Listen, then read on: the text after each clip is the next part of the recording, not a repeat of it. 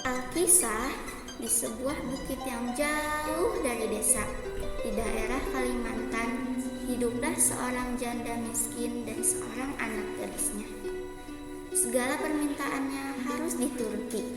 Setiap kali ia meminta sesuatu kepada ibunya harus dikabulkan, tanpa memperdulikan keadaan ibunya yang miskin. Setiap hari harus membanting tulang mencari sesuap nasi. Suatu hari, seperti biasa, gadis itu mengurung dirinya di dalam kamarnya. Ia tak mau matahari merusak kulitnya. Ia enggan debu-debu mengotori wajahnya. Ibu, mana sih ibu? Sang ibu tergesa-gesa menghampiri putrinya. Bukankah sudah berulang kali aku bilang bahwa setiap aku bangun, ibu sudah harus menata kamar ini hingga rapi, menyediakan bulur, air hangat, dan membuatkan minuman sari buah untukku. Kamu itu sudah besar, Nak. Kamu bisa mengerjakannya semua itu dengan sendiri. Ibu kan tahu, aku lagi sibuk. Sang ibu hanya mengelus dada. Hatinya gelisah, kesibukan mempercantik diri. Hanya itulah yang selalu dilakukan putrinya yang pemalas itu. Matahari mulai memancarkan sinarnya.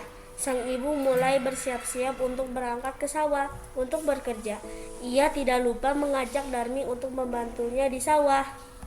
Darmi, bangun, Nak. Ayo bantu ibu kerja di sawah. Darmi, bangun. Tidak bu, nanti kalau kuku dan kulitku kotor gimana? Apa kamu tidak kasihan sama ibu, Nak? Saya lagi dandan bu. Akhirnya sang ibu pergi ke sawah sendirian. Setelah ibu pulang dari sawah, Darmi langsung menghampirinya. Ibu pulang. Upahnya mana? Sambil mencari uang upah ibunya di pakaian ibunya dan ditemukan uangnya di dalam genggaman tangan ibunya. Nah ini dia. Jangan, Nak. Uang itu untuk membeli beras. Bedakku habis bu, kan aku harus beli yang baru. Kamu ini jadi anak bisanya minta saja, tapi tidak mau bantu bekerja. Meskipun marah, sang ibu tetap memberikan uang kepada Darmi. Keesokan harinya, ketika ibunya pulang dari bekerja, Darmi meminta lagi uang upah yang diperoleh ibunya untuk membeli alat kecantikan yang lain. Keadaan itu terjadi setiap hari. Suatu hari, sang ibu mencoba untuk membujuk anaknya agar mulai mengubah tabiat buruknya. Bu, mana uangnya? Mana? Nak, coba kamu bantu ibu di sawah, di ladang, di kebun. Apa sih bu? Ibu kan sudah tua.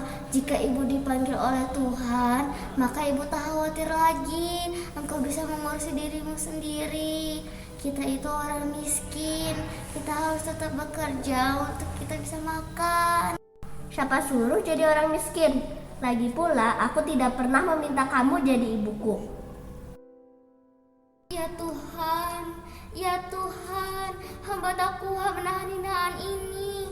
Anak kandung hamba begitu teganya memperlakukan diri hamba sedemikian rupa. Ya Tuhan, hukumlah anak durhaka ini.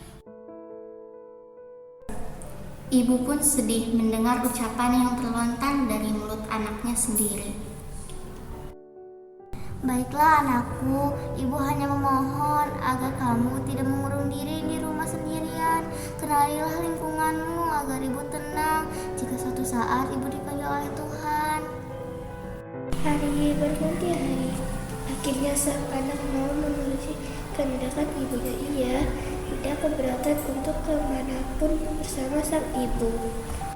Tapi anaknya ini mengajukan sebuah syarat bahwa ibunya tidak diperbolehkan untuk mengakui bahwa ia adalah ibunya di depan umum. Sebagai seorang ibu, tentulah hatinya teriris mendengar itu. Hingga pada suatu hari, anak gadis itu diajak ibunya turun ke desa untuk berbelanja di pasar yang letaknya jauh dari tempat tinggal mereka. Anak gadis itu berjalan melangkah dengan mengenakan pakaian yang bagus dan bersolek agar orang di jalan yang melihatnya agak mengagumi kecantikannya. Ketika mereka mulai memasuki desa, orang-orang desa mendandani mereka. Mereka begitu terpesona melihat kecantikan anak gadis itu, terutama para pemuda desa yang memandang wajah gadis itu. Namun, ketika melihat orang berjalan di belakang gadis itu, sungguh kontras keadaannya. Hal itu membuat orang bertanya-tanya. Coba lihat wanita itu, cantik sekali kan? Iya ya, benar. Wanita itu bagai bidadari surga. Elok parasnya. Tak sanggup aku menahan untuk menatap keindahannya. Iya, bahkan wanita itu lebih cantik dari bunga mawar. Rasanya aku ingin mengenalnya. Entahlah siapa ya dia itu. Hei, kamu mau kemana? Saya mau berkenalan. Aku ikut. Di lain sisi, para perempuan pun turut membicarakan kehadiran mereka. Sungguh sangat kesian ya. Siapakah dia sambil membawa keranjang belanjaan di belakang wanita cantik itu? Iya kak, aku melihatnya. Kasian ya. Apakah mungkin dia itu... Jangan berpikir yang macam-macam. Tidak boleh menduga. Itu tidak baik. Iya baiklah. Di antara orang yang melihatnya itu, seorang pemuda mendekati dan bertanya kepada gadis itu. Hai cantik, siapa yang berjalan di belakangmu itu? Apakah itu ibumu? Bukan. Yakin dia itu bukan ibumu?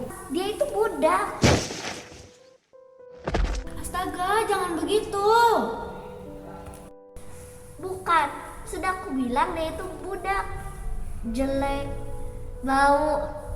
Pergi sana. Iya, hargai orang lain lah, walaupun dia itu budakmu, tapi dia juga manusia. Alangkah terlukanya sang ibu mendengar itu. Hatinya menangis dan ia benar-benar tak berdaya menahan sakit hatinya. Ia berbisik dan memohon kepada Tuhan. Akhirnya si ibu pun berdoa. Atas kekuasaan Tuhan yang Maha Esa, perlahan-lahan tubuh gadis durhaka itu berubah menjadi batu.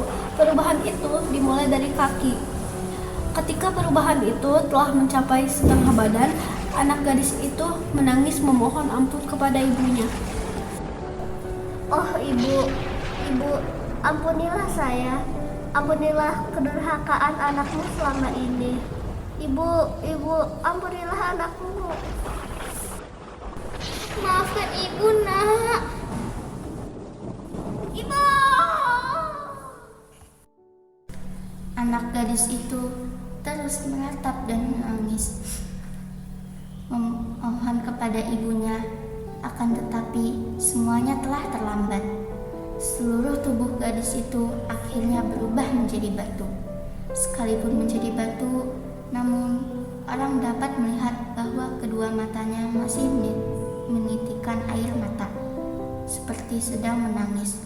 Oleh karena itu, batu yang berasal dari gadis yang mendapat kutukan ibunya itu disebut batu menangis.